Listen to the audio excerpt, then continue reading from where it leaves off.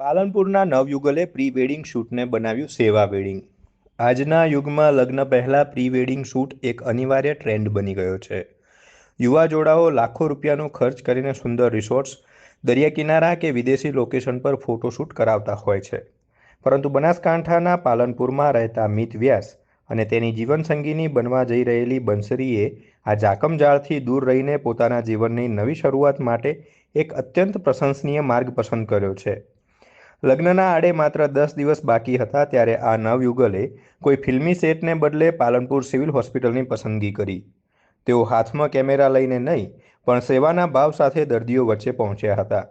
તેમણે હોસ્પિટલમાં સારવાર લઈ રહેલા જરૂરિયાતમંદ દર્દીઓને ફ્રૂટ અને પૌષ્ટિક ખાદ્ય સામગ્રીની કીટ અર્પણ કરી હતી.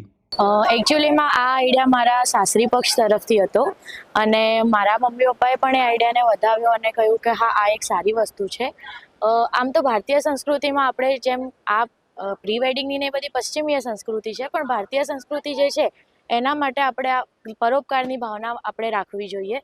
અને પરોપકાર માટે અમે લોકોએ આજે પ્રી વેડિંગ આવી રીતે સેલિબ્રેટ કર્યું છે કે જે નાના બાળકો છે, જે લોકો પોતે પૂરતું પોષણ મેળવી શકતા નથી, જેમના માટે આ બધું કરવું અશક્ય છે, એ લોકોના માટે અમે લોકોએ ફ્રૂટ્સ અને એ બધાનું વિતરણ કર્યું છે.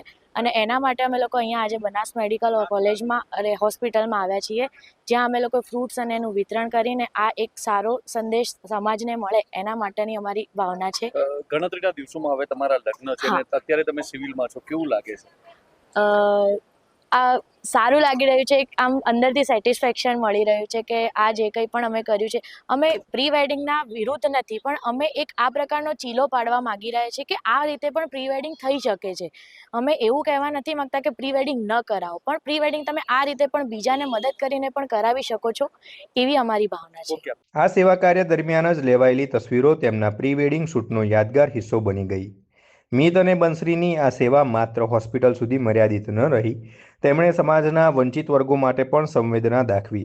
ભૂખ્યા લોકોને શુદ્ધ અને સાત્વિક ભોજન પીરસ્યું, કડકડતી ઠંડીમાં ફૂટપાથ પર સૂતેલા નિસહાય લોકોને ગરમ ધાબળા આપ્યા, અબોલ પશુઓની સેવા કરી તેમને ઘાસચારો અને ભોજન પૂરું પાડ્યું. નવયુગલને દર્દીઓ અને ગરીબ લોકો વચ્ચે સેવા કરતા જોઈને હોસ્પિટલના સ્ટાફ અને મુલાકાતીઓમાં પણ કુતૂહલ સાથે આદરની ભાવના જોવા મળી હતી. મિત અને બંસરીએ સાબિત કરી દીધું કે ખુશીના પ્રસંગો માત્ર દેખાડા માટે નહીં, પરંતુ અન્યના આંસુ લૂછવા માટે પણ વાપરી શકાય છે. એકચ્યુઅલી આ વસ્તુની અમે ડિસ્કશન બહુ સમયથી કરી રહ્યા હતા કે આપણે કોઈ રીતે દાન ધર્માદુ કરીને અમારું પ્રી વેડિંગ સેલિબ્રેટ કરવું છે. તો લોકો અલગ અલગ રીતે પોતાના પ્રી વેડિંગ સેલિબ્રેટ કરતા હોય છે, શૂટ કરાવીને વગેરે રીતે. અમે એક યુનિક રસ્તો વિચાર્યો કે અમે આપણાથી જરૂરિયાતમંદ લોકોને મદદ કરી અને પ્રી વેડિંગ સેલિબ્રેટ કરીએ. અને એના માટેનો સૌથી શ્રેષ્ઠ રસ્તો એ હતો કે સિવિલ હોસ્પિટલમાં જે બાળકો ફ્રૂટ્સ કે એ ખરીદીને ખાઈ શકતા કે એમ નથી, એમને આપણે ફ્રૂટ કીટ, બિસ્કિટ એ વિતરણ કરીએ. જે લોકોને 2 ટાઈમનું જમવાનું નથી મળતું એમના માટે અન્નપૂર્ણા રથમાં જમવાનું અપાઈએ. જે શિયાળાની ઋતુ છે, જેમને ખુલ્લામાં જે જાહેર જગ્યાઓમાં સૂતા લોકો છે એમને ધાબળા વગેરેનું વિતરણ કરીને અમે આ એક પરોપકારનું કાર્ય કરવા માગતા હતા. અને મીડિયાના માધ્યમથી અમે એટલે આ વાત લોકો સુધી પહોંચાડવા માંગીએ છીએ કે ભાઈ આ પણ એક રીત છે પ્રી વેડિંગ સેલિબ્રેટ કરવાની. તમે આ રીતે પણ પરોપકાર અને જે સેન્સ ઓફ સેટિસ્ફેક્શન મળે છે આનાથી, એ અદ્ભુત છે.